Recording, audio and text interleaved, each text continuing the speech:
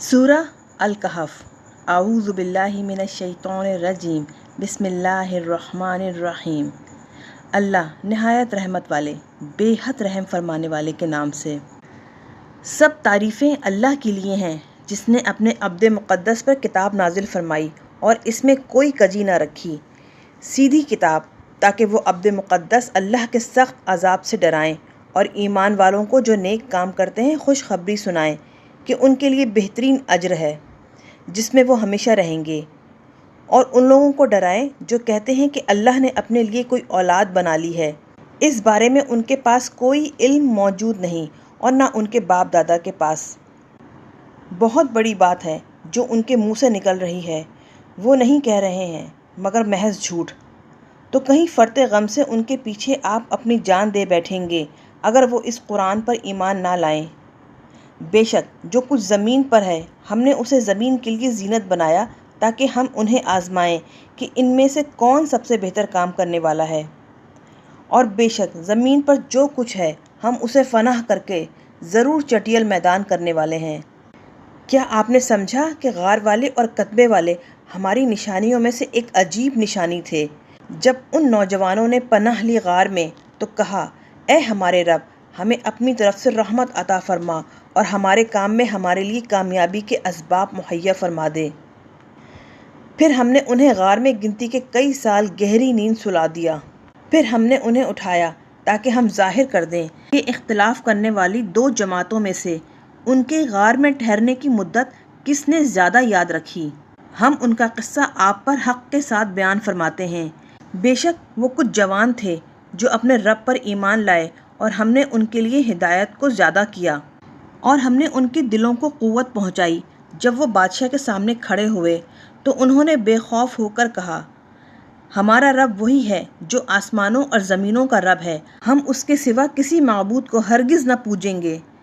اس وقت کسی دوسرے معبود کی پوجا ہماری ناحق بات ہوگی۔ یہ ہماری قوم ہے جنہوں نے اللہ کے سوا معبود بنا رکھے ہیں، کیوں نہیں لاتے ان کے معبود ہونے پر کوئی روشن دلیل؟ تو اس سے زیادہ ظالم کون ہے جو اللہ پر جھوٹ بول کر بہتان باندھے؟ اور ان نوجوانوں نے آپس میں ایک دوسرے سے کہا، جب تم مشرکوں اور اللہ کے سوا ان کے معبودوں سے کنارہ کش ہو گئے تو اب غار میں پناہ لو، تمہارا رب تمہارے لیے اپنی رحمت کشادہ فرما دے گا اور تمہارے کام میں تمہارے لیے آسانی مہیا کر دے گا۔ اور اے مخاطب، تو دیکھے گا دھوپ کو جب سورج نکلتا ہے وہ جھکی رہتی ہے ان کے غار سے دائیں طرف، اور جب وہ غروب ہوتا ہے تو ان سے پھر جاتی ہے بائیں طرف، حالانکہ وہ اس غار کی کشادہ جگہ میں ہے۔ یہ اللہ کی نشانیوں میں سے ہے۔ جسے اللہ ہدایت دے وہی ہدایت یافتہ ہے، اور جسے گمراہ کرے تو ہرگز اس کے لیے کوئی مددگار ہدایت کرنے والا تو نہ پائے گا۔ اور تو انہیں دیکھے تو جاگتا ہوا سمجھے، حالانکہ وہ سو رہے ہیں، اور ہم دائیں اور بائیں ان کی کروٹیں بدلتے رہتے ہیں، اور ان کا کتا غار کے دہانے پر اپنے بازو پھیلائے بیٹھا ہے۔ اے مخاطب، اگر تو انہیں جھانک کر دیکھتا تو ان سے پیٹھ پھیر کر بھاگتا اور تیرے دل میں ان کی دہشت بھر جاتی۔ اور اسی طرح ہم نے انہیں اٹھایا تاکہ وہ آپس میں ایک دوسرے سے احوال پوچھیں۔ جب وہ اٹھے ان میں سے ایک کہنے والے نے کہا، تم یہاں کتنی دیر ٹھہرے؟ انہوں نے کہا، ہم ٹھہرے 1 دن یا 1 دن سے بھی کم۔ وہ بولے، تمہارا رب ہی خوب جانتا ہے جتنی دیر تم ٹھہرے۔ تو اپنے کسی شخص کو اپنی چاندی کے یہ سکے دے کر شہر کی طرف بھیجو تو وہ غور سے دیکھے کہ کون سا کھانا زیادہ پاکیزہ ہے کہ وہ اس میں سے تمہارے لیے کھانے کو لائے، اور چاہیے کہ وہ نرمی کرے اور تمہارے متعلق کسی کو ہرگز کچھ نہ بتائے۔ بے شک اگر وہ تم پر آگاہ ہو جائیں تو تمہیں پتھر مار کر ہلاک کر دیں گے یا تمہیں اپنی دین میں پھیر لیں گے، اور اگر ایسا ہوا تو ہرگز تم کبھی فلاح نہ پاؤ گے۔ اور اسی طرح ہم نے لوگوں کو ان سے آگاہ کر دیا تاکہ وہ لوگ جان لیں کہ اللہ کا وعدہ حق ہے اور قیامت میں کوئی شک نہیں۔ جب لوگ ان کے بارے میں باہم جھگڑنے لگے تو انہوں نے کہا، ان کے قریب کوئی عمارت بنا دو، ان کا رب ان کا حال خوب جانتا ہے۔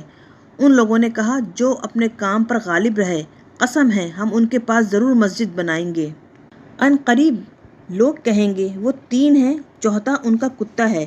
اور بعض کہیں گے وہ 5 ہیں، چھٹا ان کا کتا ہے۔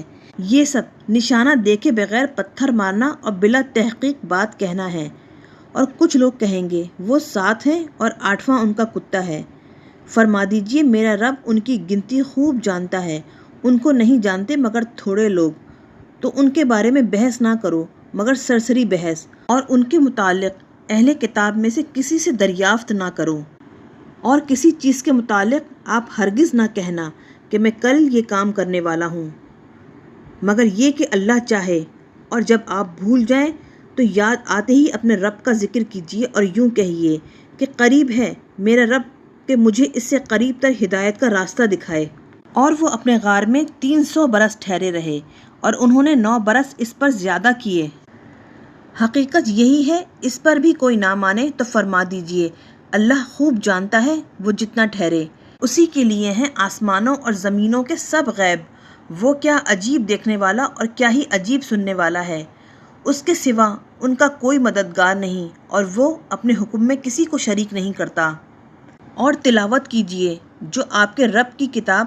آپ کی طرف وحی کی گئی، اس کی باتوں کو کوئی بدلنے والا نہیں، اور آپ ہرگز اس کے سوا پناہ کی جگہ نہ پائیں گے۔ اور روکے رکھیے اپنے آپ کو ان لوگوں کے ساتھ جو عبادت کرتے ہیں اپنے رب کی، صبح اور شام اس کی خوشنودی چاہتے ہیں، اور آپ کی آنکھیں ان سے نہ ہٹیں اس حال میں کہ آپ حیات دنیا کی زینت چاہتے ہوں، اور آپ اس کا کہنا نہ مانیں جس کا دل ہم نے اپنی یاد سے غافل کر دیا اور وہ اپنی نفسانی خواہش کے پیچھے چلا اور اس کا معاملہ حد سے گزر گیا۔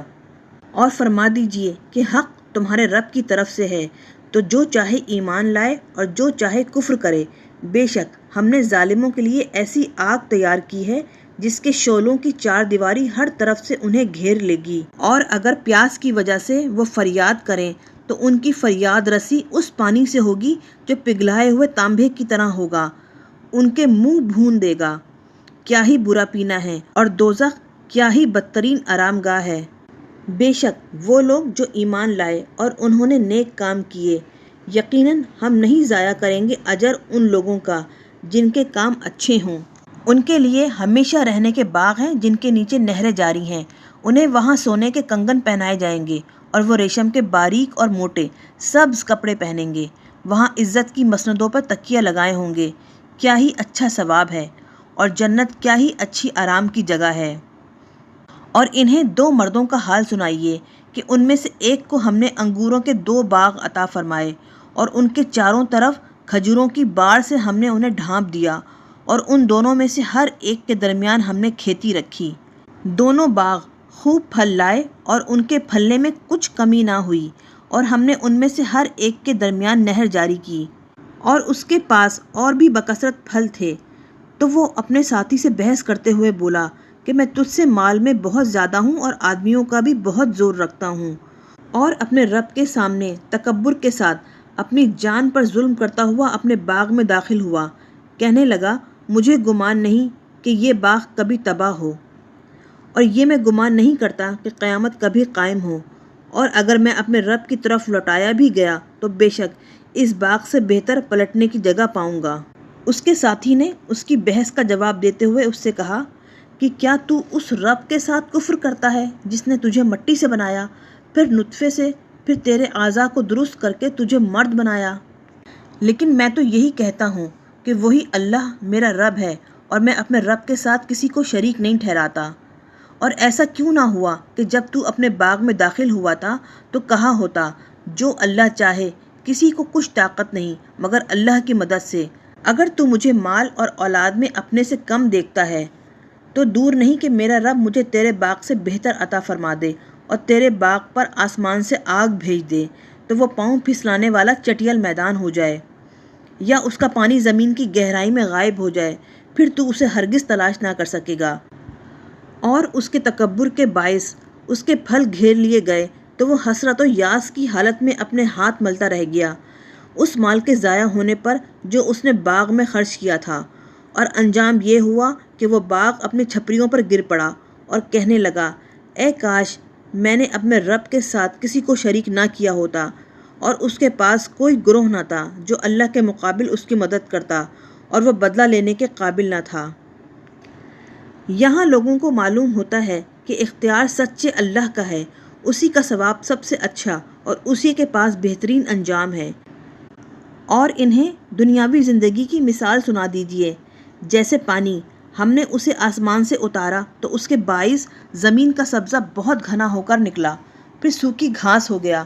جسے ہوائیں اڑاتی ہیں، اور اللہ ہر چیز پر قدرت والا ہے۔ مال اور بیٹے دنیاوی زندگی کی زینت ہیں، اور باقی رہنے والی نیکیاں آپ کے رب کے حضور ثواب کے لیے بہتر ہیں اور امید کے لیے بہت اچھی۔ اور جس دن ہم پہاڑوں کو چلائیں گے اور آپ زمین کو دیکھیں گے کہ وہ صاف کھلا میدان ہے، اور ہم ان سب کو جمع کریں گے تو ان میں سے کسی کو نہ چھوڑیں گے، اور سب تمہارے رب کی بارگاہ میں سب بستہ پیش ہوں گے۔ بے شک تم آ گئے ہمارے پاس، جیسا کہ ہم نے تمہیں پہلی بار پیدا کیا تھا۔ تمہیں تو اس کا یقین ہی نہ تھا، بلکہ تم یہ سمجھتے تھے کہ ہم تمہارے لیے کوئی وقت مقرر ہی نہ کریں گے، اور نامہ اعمال رکھ دیا جائے گا۔ تو اے محبوب آپ دیکھیں گے کہ مجرم اس سے ڈر رہے ہوں گے جو اس میں ہے، اور کہیں گے ہائے کمبختی ہماری، اس نوشتہ اعمال کو کیا ہوا کہ نہ اس نے کوئی چھوٹا گناہ چھوڑا اور نہ بڑا، مگر سب کو گھیر لیا، اور جو کچھ انہوں نے کیا تھا وہ سب کچھ اپنے سامنے موجود پائیں گے، اور آپ کا رب کسی پر ظلم نہیں کرتا۔